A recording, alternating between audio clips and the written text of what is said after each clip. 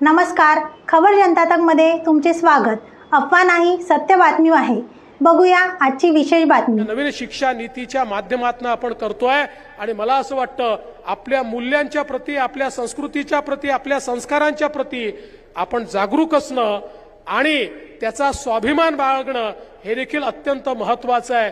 आणि ते बाळगायचं असेल तर राष्ट्राभिमानी पिढी हे करू शकते आणि तोच राष्ट्राभिमान आज आपल्याला या ठिकाणी शिकायला मिळतोय।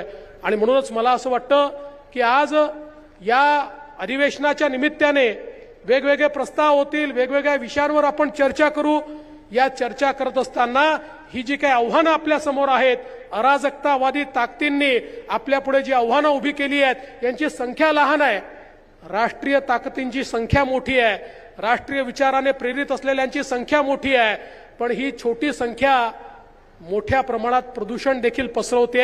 हे प्रदूषण नष्ट करून, विचारांचं प्रदूषण नष्ट करून आपल्याला पुन्हा एकदा सर्व आमच्या तरुणाईमध्ये राष्ट्रवादाचं बीजारोपण कसं करता येईल याचाच प्रयत्न करायचा आहे। आणि मला विश्वास आहे आपण सगळ्यांनी मनात आणलं। आज विदर्भातनं 2000 तरुण या ठिकाणी आलेले आहेत आणि विद्यार्थी परिषदेची प्रेरणा घेऊन राष्ट्रवादाने प्रेरित असलेले 2000 तरुण तरुणी हे जर समाजात उतरले तर समाजामध्ये परिवर्तन घडवण्याची ताकद आणि हिम्मत ही तुमच्यामध्ये आहे। ती ताकद आणि हिम्मत घेऊन या ठिकाणून तुम्हाला जायचं आहे आणि मी हे करू शकतो या भावनेनं आपल्याला मैदानामध्ये उतरायचं आहे। मला या निमित्ताने खरं म्हणजे आमच्या पायलताईंनी एक अतिशय महत्त्वाचा विषय आणि तुमच्या हृदयाला भिडणारा विषय या ठिकाणी ठेवलेला आहे, तो म्हणजे कॉलेज इलेक्शनचा।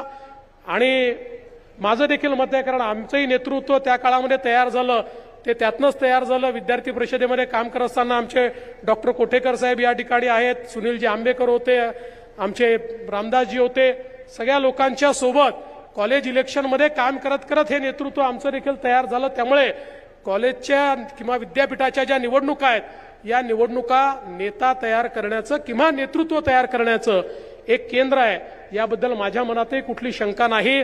त्यामुळे पायलताई नक्की याच्यावर गांभीर्याने विचार हा राज्य सरकार करेल। ही होती आजची विशेष बातमी। बघत रहा